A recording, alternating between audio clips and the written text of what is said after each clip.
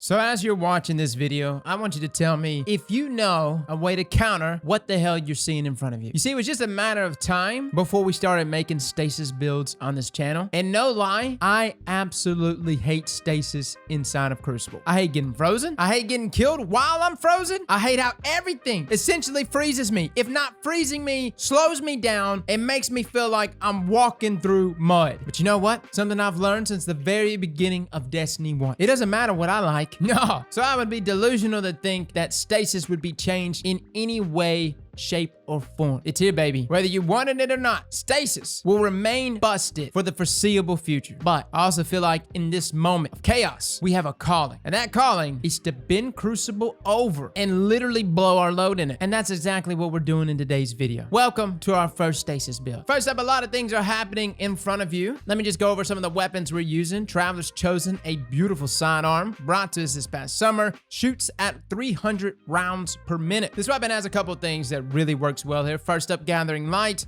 Final blows with the weapon will grant you these stacks of Gathering Light. Pressing your reload button will consume those stacks, granting melee grenade and class ability energy based on the number of stacks. As you can imagine, Gathering Light here is exceptional when it comes to the neutral game abilities of the Stasis subclass. Alongside that is, of course, the trait Gift of the Traveler. Each stack of Gathering Light also improves the weapon's reload, handling, and target acquisition. None of that really matters because at the end of the day, whether I'm using a sidearm or a stick, targets in front of me are getting frozen and are dying. So I don't care what you use to kill your targets. Traveler's Chosen just made for some pretty fun clips. Top of that, we paired it with Marty, and I know we got another grenade launcher that's a wave frame, but Marty's still my baby because she's the only one I can get with a god roll. Now let's talk about some of the other things that are happening here. First up, we are taking advantage of Claws of Hamkar. This exotic comes with the trait The Whispers. Gain additional melee charge. Nothing really sexy here, just gives you another melee charge, and as you can see there at the bottom, 42 strength, most notably due to the fact that we are rocking Radiant Light. As the secondary perk gives you a plus 20 strength, I'm also pairing this with Momentum Transfer with the ability to get my melee back even faster when doing damage with our grenade. Top of this, my split here is a sexy 100 recovery and 100 strength. Do have 50 discipline, but that doesn't really matter. We're mainly taking advantage of our super OP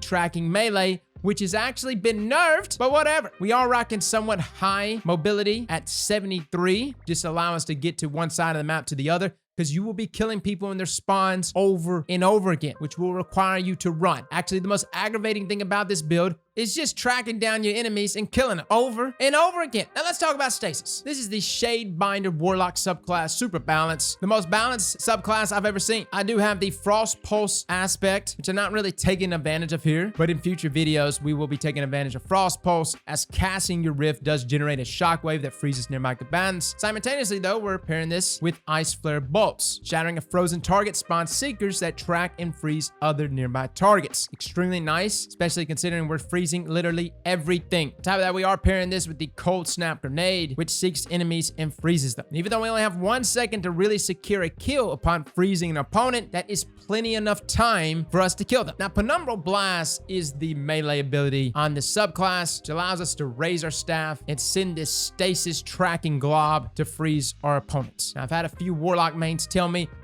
Penumbral Blast is not that good, bro. Celestial is so much better. And to them, I say, lie to someone else. As a Titan main, I hate this melee ability. And even though it's been nerfed, I still hate it. Because when you combine them with these fragments down here, things get even nastier. First up, Whisper of Hedrons. Gain a bonus to weapon damage after freezing a target with stasis. Now, this is actually a pretty nice buff at 25% extra damage. So just to run the numbers on you real quick with Traveler's Judgment, Travelers actually does 51 damage per crit and 37 per body. But with this buff, that actually elevates the damage to 64 damage per crit and 46 per body. Pretty significant considering that the weapon does shoot at 300 rounds per minute. It actually has the potential to 3-tap on mid-resilience guardians and can secure a kill at 0.4 seconds. Did you hear me? I just said 0.4. 0.4! Now, this damage boost applies the moment you freeze a target, which means pretty much all the time. You've got 10 seconds of 25% increase there in damage, which I don't know about you guys. All I need is 10 seconds. That's it, man. I'm done. The hell you mean you need longer than 10 seconds? Now, next to it is Whisper of Shards.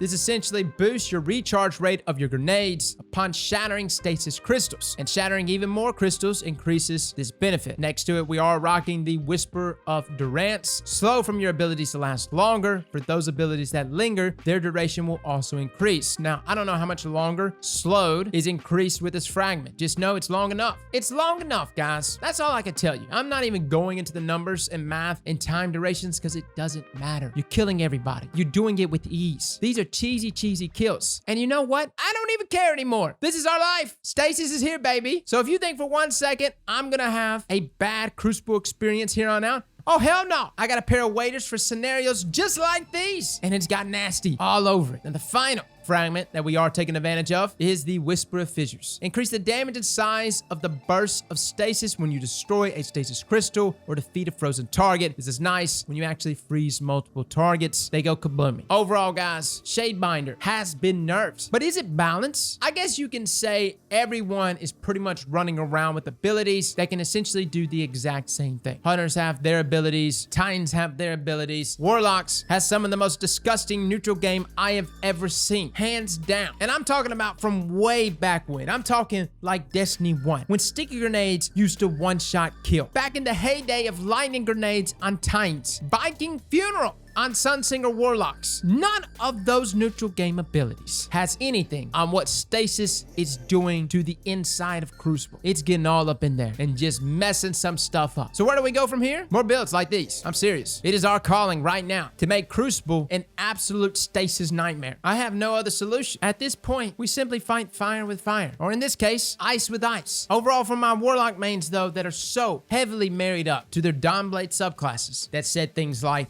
Stasis on Warlocks is not really that good. Oh, really? So guys, try this build out. Matter of fact, if you're a Warlock and you have Stasis unlocked, I ask you to go home right now. Load out everything that you see in front of you. Throw on that Traveler's Chosen. Spam every Stasis ability that you got. And in the process, if you get really good, try to emote before you get the kill on frozen targets. Like, that's just the cherry on top. You know neutral game is good when you've got time to completely reload your weapon and still have time to secure a kill. Despite the nerfs that's been handed out to Shadebinder, this is very much still a deadly subclass, and it very much will serve you well. My only advice for those that are trying to take advantage of the melee, simply just aim at the ground. Like, literally, that's all you have to do. I don't even aim at my opponents. I kind of like aim at the bottom half of them toward the groundish area. And considering that the melee does have some tracking capabilities, it's going to get them. And even though it doesn't necessarily have the range that Celestial Fire has, it doesn't matter. It freezes you and you can't move. I'm still blown away like that this is even in the game, all right? Like, when we said Stasis was going to be good inside of Crucible at launch, I kind of just thought the supers were going to be good. No way in hell did I ever think this would be our sandbox. But it's about right?